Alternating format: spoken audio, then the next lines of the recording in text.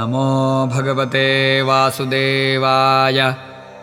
श्रीशुक उवाच भरतस्तु महाभागवतो यदा भगवता वनितलपरिपालनाय सञ्चिन्तितस्तदनुशासनपरः पञ्चजनीं विश्वरूपदुहितरमुपयेमे।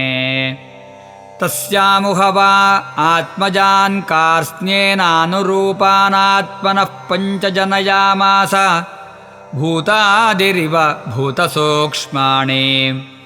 सुमतिं राष्ट्रभृतं सुदर्शनमावरणं धूम्रकेतुमिति। अजनाभन्नामैतद्वर्षं भारतमिति यत आरभ्य व्यपदिशन्ति। स बहुविन्महीपतिः पितृपितामहवदुर्वत्सलतया स्वे स्वे कर्मणि वर्तमानाः प्रजाः स्वधर्ममनुवर्तमानः पर्यपालयत्। ईजे च भगवन्तं यज्ञक्रतुरोपं क्रतुभिरुच्चावचैः श्रद्धया। आहृताग्निहोत्रदर्शपूर्णमास चातुर्मास्य पशुसोमानां प्रकृतिविकृतिभिरनुसवनं चातुर्होत्रविधिना। सम्प्रचरत्सु नानायागेषु विरचिताङ्गक्रियेष्वपूर्वम् यत्तत्क्रियाफलं धर्माख्यं परे ब्रह्मणि यज्ञपुरुषे सर्वदेवतालिङ्गानां मन्त्राणामर्थनियामकतया साक्षात् कर्तरि परदेवतायां भगवति वासुदेव एव भावयमान आत्मनैपुण्यमृदितकषायो। हविष्वध्वर्युभिर्गृह्यमाणेषु स यजमानो यज्ञभाजो। देवांस्तान् पुरुषावयवेष्वभ्यध्यायत्।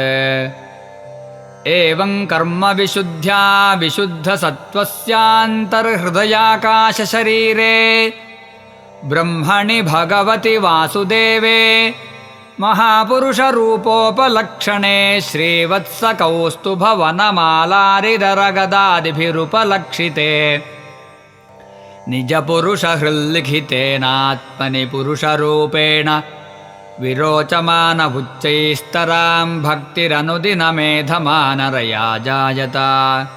एवं वर्षायुतसहस्रपर्यन्तावसितकर्मनिर्वाणावसरोऽधिभुज्यमानं स्वतनयेभ्यो रिक्तं पितृपैतामहं यथादायं विभज्य स्वयं सकलसम्पन्निकेतात् स्वनिकेतात् पुलहाश्रमं प्रवव्राज। यत्र हवाव भगवान् हरिरद्यापि तत्रत्यानां निजजनानां वात्सल्येन सन्निधाप्यत इच्छारूपेण। यत्राश्रमपदान्युभयतो नाभिभिर्दृशच्चक्रैश्चक्रनदीनाम सरित्प्रवरा सर्वतः पवित्रीकरोति। तस्मिन् वाव किल स एकलः पुलहाश्रमोपवने विविधकुसुमकिसलय तुलसिकाम्बुभिः कन्दमूलफलोपहारैश्च समीहमानो भगवत आराधनम्।